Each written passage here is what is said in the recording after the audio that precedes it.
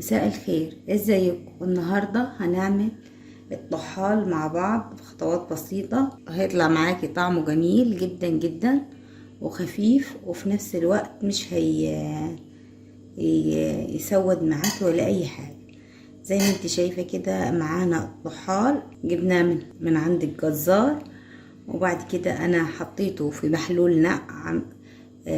جبت مية وضفت ليها معلقتين ملح كبار ومعلقتين سكر كبار وعصرة ليمونتين واربع معالق خل، وقلبتهم كويس. حطيت فيهم الطحال ونقعته ساعتين. زي ما انت شايفة كده المية بتاعته بقيت لونها بالشكل ده. هبتدي اشطفه واغسله، اي زوايد فيه هشيلها بالراحة. حاول ما اجرحش الطحال علشان في السلق ما يبصش معاكي. هننضفه كويس وهنبتدي نسلقه، وهنشوف خطوة بخطوة مع بعض لحد ما نسويه. هنعمل مع بعض احلى طحال ممكن تعمليه في البيت بكل سهولة، بطعم جميل ولذيذ، احلى من الجاهز بتاع بره بكتير. ويا رب كده الفيديو ينال اعجابكم، واذا عجبكم الفيديو شير ولايك للفيديو وتفعيل زر الجرس علشان يوصلك كل جديد من فيديوهاتي على اليوتيوب وعلى صفحتي على الفيسبوك. ويلا بينا نشوف الطريقة مع بعض. بعد ما غسلناه ونضفناه وشلنا اي زوايد فيه زي ما انت شايفة كده، خليناه حاجة جميلة جدا ونضيفة. هنبتدي نرفعه على النار وهنسيبه يستوي، وبعد السوا هنبتدي نجهز الطحال مع بعض. هنا رفعنا الطحال على النار وبدأ يغلي ويدخل في مرحلة السوا. زي ما انت شايفة كده هو لازم المية بتاعته تبقى غامقة بالشكل ده.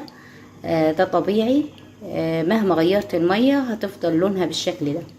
هنبتدي هنسلقه لحد السوا، وبعد كده نشطفه نبتدي نجهز احلى طحال مع بعض. هنا بعد ما سلقناه ونضفناه كويس وشلنا اي زوايد فيه، اي جلد كده، هنبتدي نقطعه بالشكل ده. يا ريت تقطعيه بسكينه حاميه علشان ما يتبهدلش معاكي. زي ما انت شايفه لونه جميل جدا، مش غامق معانا ولا اي حاجه اهو. انا هقطع جميع الكميه بالشكل ده. هنا بعد ما خلصنا تقطيع الكمية بتاعتنا بالشكل ده هنبتدي نخرط بصل مع بعض ونشوف الطريقة تحمير الطحال بتاعنا مع بعض. رفعنا طاسة على النار، هنزل فيها كده بمعلقة سمنة. معانا هنا بصل متقطع شرايح وهنقلبهم كده كويس. نرش رشة ملح خفيفة كده على البصل، نقلبهم كده لحد ما يدبلوا معانا. احنا عاوزين البصل بتاعنا يدبل معانا. هنا بدأت تدبل معانا البصلة وتحمر اهي. هنبتدي ننزل بالطحال، ننزل بالكمية بتنسف.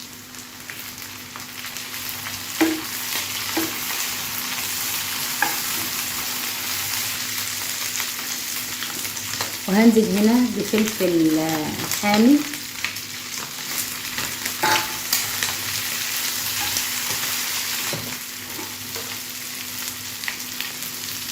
هنزل برشة كده من الفلفل الأسود، ورشة كده من الكزبرة الناشفة.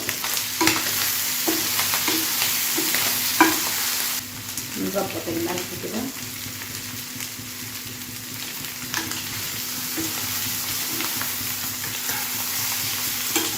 وبكده احنا حمرنا الطحال في البصل والفلفل، وبكده جهز معانا. جبنا سندوتش كده ونحشي الرغيف بتاعنا، وهنعمل مع بعض احلى سندوتش طحال معانا في اقل وقت. طعمه لذيذ، جربي الطريقة دي هتعجبك. حلوة خالص، خفيفة كده ولذيذة، هتعجب اولادك. ويا رب كده الفيديو يكون نال اعجابكم، واذا عجبكم الفيديو شير ولايك للفيديو وتفعيل زر الجرس علشان يوصلك كل جديد من فيديوهاتي على اليوتيوب وعلى صفحتي على الفيسبوك. ومع السلامة.